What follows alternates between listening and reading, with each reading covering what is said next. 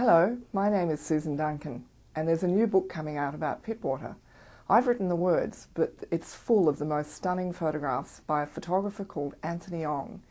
And it's a book about community, about life, about love, and about how we live on these water access only shores, where the only way home is by boat, sometimes at night and across deep water. But it's always an adventure when you live on Pittwater, and I think this book really reflects everything about every aspect of our lives there. The idea for a book about Pittwater came because when I wrote the first two books, Salvation Creek and then The House at Salvation Creek, I got a lot of letters from readers saying that they'd love to see Pittwater for themselves, but for one reason or another they couldn't do it, perhaps because they were ill or because they lived too far away or they had family commitments. Whatever the reason, they were never going to be able to get to Pittwater, at least they didn't think they would. So I thought, well, maybe a book of photographs would be the way to translate a lot more of what I'd written about to a wider audience. So that's really, really why I did it. But also because I wanted to, and this is going to sound really weird, but I feel that this book is my legacy because it's about a very rare community, and I wanted people to be able to look at it in 100 years and go, that's the way life was then. Because when I was researching the other two books, I found very little about the day-to-day life. There was plenty about paying £5 for 10 acres somewhere, but that wasn't what I wanted to know about. I wanted to know about how they farmed their potatoes, or whether the orchard crops failed, or whether they raped and pillaged the natural fauna and flora. And that's why I wanted to do this book, so that in 100 years people can look at it and go, wow. And I also wanted it as a reference point, so that in 100 years we can look at it and say, my God, we've protected that area so beautifully. Hopefully that's what the response will be, and not that we really stuffed up. Working with Anthony Ong was one of the most frustrating experiences of my life, because I had a very clear idea of what I wanted to be done, and he had a very clear idea of what he wanted to do. And you know what really is frustrating? He was right. He was completely right. The thing about Anthony is his photographs are exquisite and they're honest. I mean, I was always tempted to just fluff up a bit here and there, and every time I wanted to, he'd just smile at me very nicely and say yes, and then not do anything about it. He kept me honest, and I'll be forever grateful to him for that, but also for the way he's just shown Pittwater in all its glory. And he wasn't tempted. And I can put a lot of pressure on people if I really want to. He wasn't tempted to even go anywhere my way, nor was he overwhelmed by a very pushy dame like myself. And for that I'll always be eternally grateful. So Anthony, if you ever watch this, thank you. So I've got to show you a few of the photographs because they're absolutely sensational. As I've said, I'm going to keep saying that because it's true. Like this one. I mean, this is quintessential Pittwater. A dog on a tinny, a guy with a hat on, gorgeous body by the way, and just rowing across the waters and enjoying it.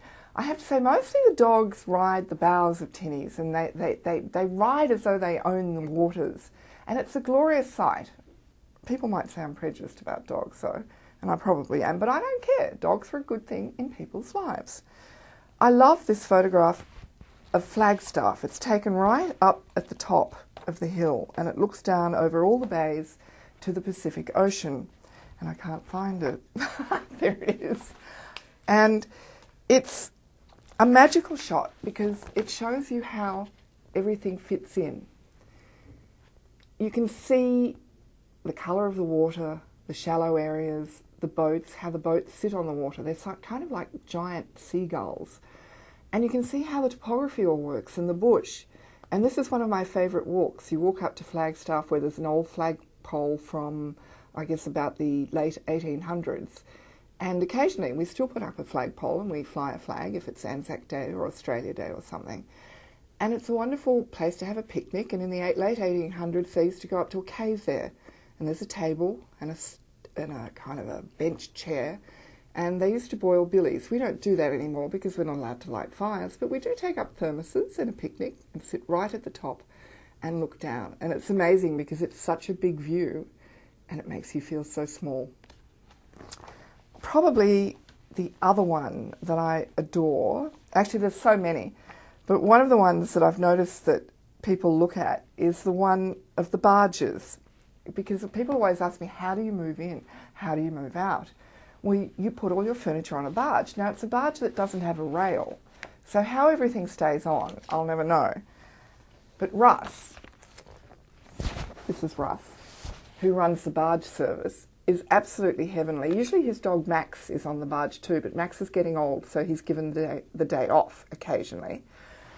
Everything gets piled on this barge. There's no engine on the barge, and it just gets nudged along by a tinny with an outboard motor. And if there's a huge wake from a passing boat, well, your sofa covers might get a bit damp, but nobody seems to mind very much. How things don't fall off, I'll never know. I mean, just look at this. This is hanging over the edge. I still don't know how that just sits up there without any problem. It's extraordinary.